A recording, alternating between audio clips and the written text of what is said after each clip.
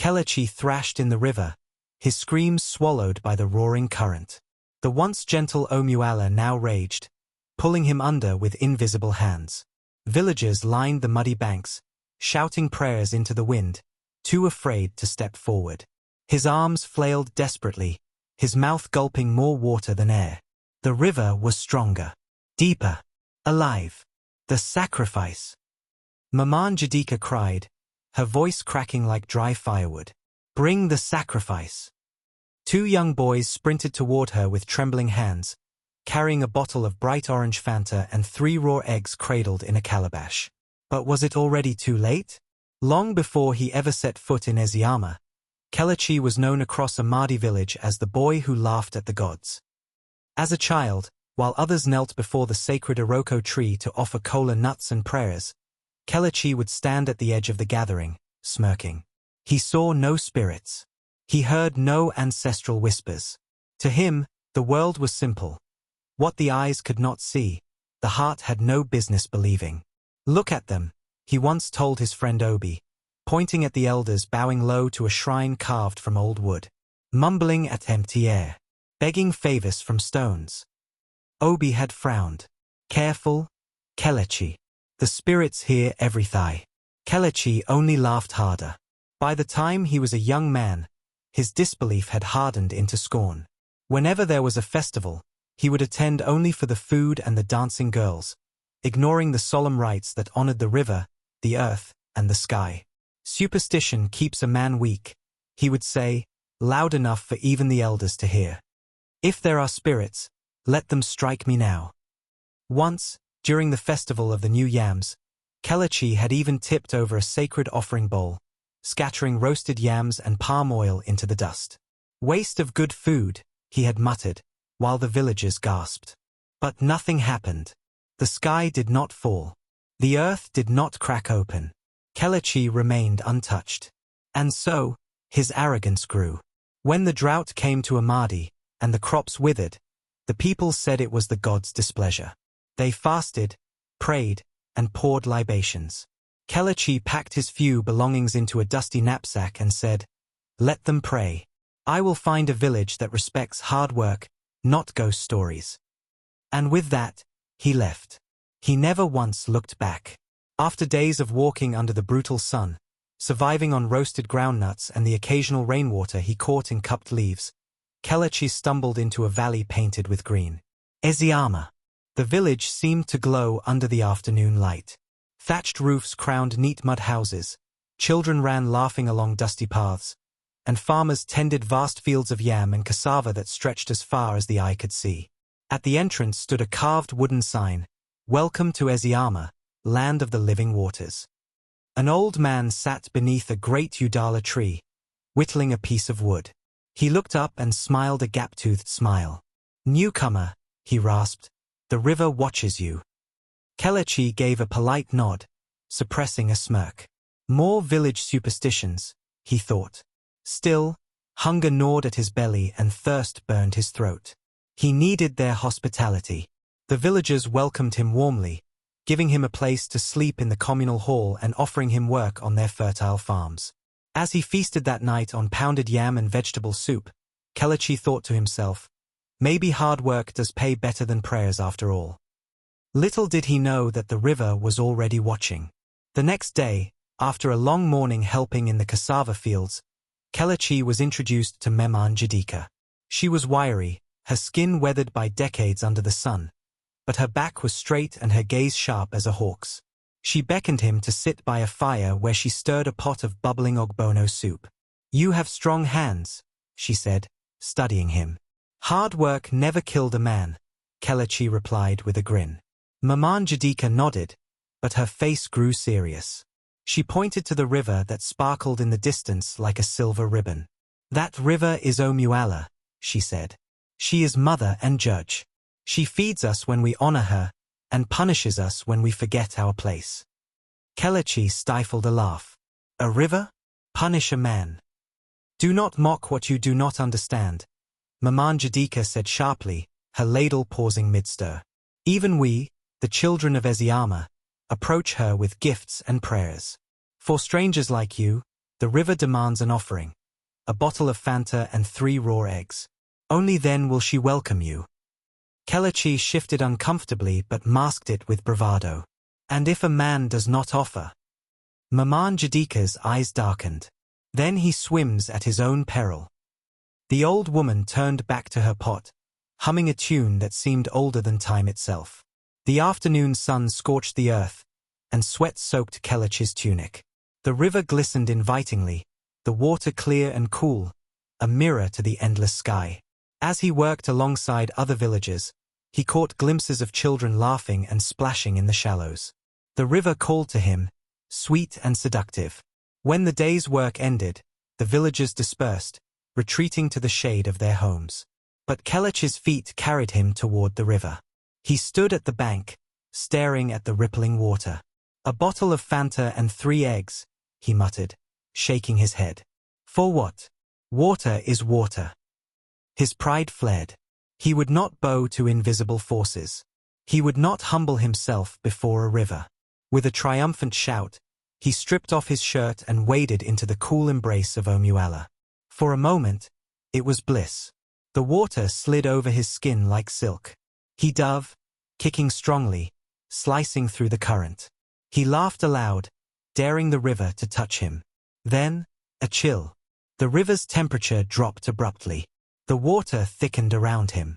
Invisible hands seized his ankles, yanking him downward. Kelechi gasped, swallowing a mouthful of water. He thrashed, but the river's grip tightened. The sky spun above him. His heart pounded in his chest like a war drum. On the shore, the villagers gathered, shouting and pointing. But no one dared step into the river. It was too late for warnings. Omuala had awakened. Maman Jadika moved with surprising speed for her age. She snatched the bottle of Fanta from the calabash, her hands trembling but determined. Omuala, great mother of waters, she cried, her voice lifting to the heavens, accept our offering. Forgive the ignorance of this foolish stranger. She poured the Fanta into the river in a smooth, continuous stream. The bright orange liquid formed a vivid trail, snaking across the boiling waters. The 2 boys handed her the eggs, and she knelt at the edge of the river, whispering words too ancient for the younger villagers to understand. One by one, she placed the raw eggs onto the water. For a heartbeat, they floated, bobbing gently. Then, as if accepted by unseen hands, they slowly sank beneath the surface. The villagers held their breath. The current, which had been thrashing like a wounded beast, began to slow.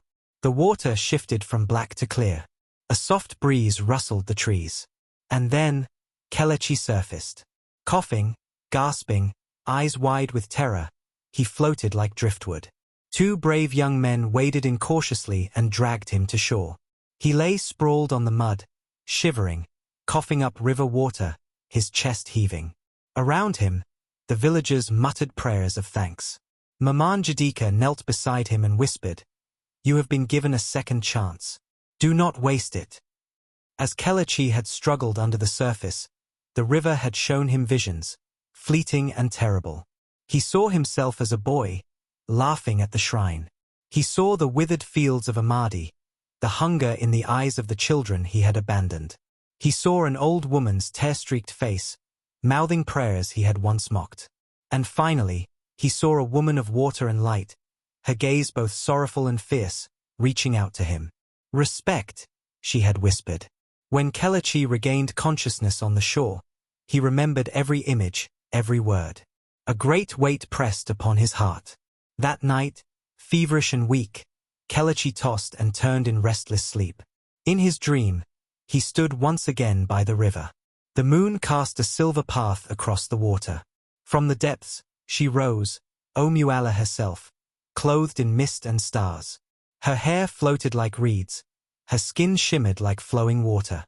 Her eyes, deep pools of sorrow and strength, held him captive. "You mocked what you did not understand," she said, her voice a chorus of ripples and thunder. Kelechi fell to his knees, tears streaming down his face. "Forgive me, great mother." "Respect is not a burden," Omuala said. "It is the key that opens the heart of the world." She reached out and touched his forehead with a hand as cool as river mist. Learn. Change. Honor. When Kelechi awoke, dawn was breaking. And for the first time in his life, he truly understood humility. Kelechi rose at dawn, weak but alive. The villagers greeted him with cautious glances. Some avoided his gaze altogether, while others whispered prayers of thanks that he had survived. Maman Jadika found him sitting alone beneath the Udala tree, staring out at the river.